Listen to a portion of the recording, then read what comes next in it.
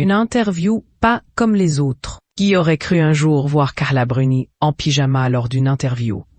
Pourtant, ça s'est réellement passé quand la femme de Nicolas Sarkozy a accordé une interview à l'influenceuse Carla Gebbali. Dans cette vidéo diffusée le jeudi 24 avril à 18h sur la chaîne de Carla Gebbali, la mannequin s'était exprimée sur les réseaux sociaux.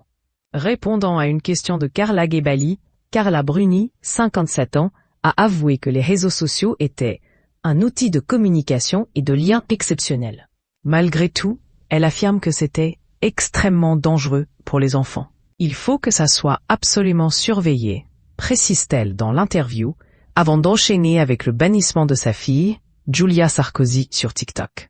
Lors de cet entretien avec Carla Bruni, Carla Gebbali, qui avait qualifié Julia Sarkozy de icône sur TikTok, a été étonnée de savoir que la fille de l'ancien président de la République avait été bannie de la plateforme.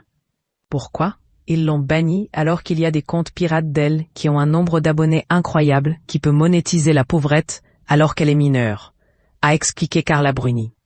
Notons que le bannissement du compte de l'adolescente de 13 ans s'est déroulé le mois dernier. Seulement, il semblerait que le compte n'ait pas encore été récupéré. On leur écrit, a répété Carla Bruni en ajoutant avec exaspération, mais on a l'impression que ce ne sont que des machines. Rapidement devenue star sur TikTok, il semblerait que le bannissement de Julia Sarkozy ait attiré l'attention. Sans surprise, de nombreuses théories avaient été partagées sur le sujet.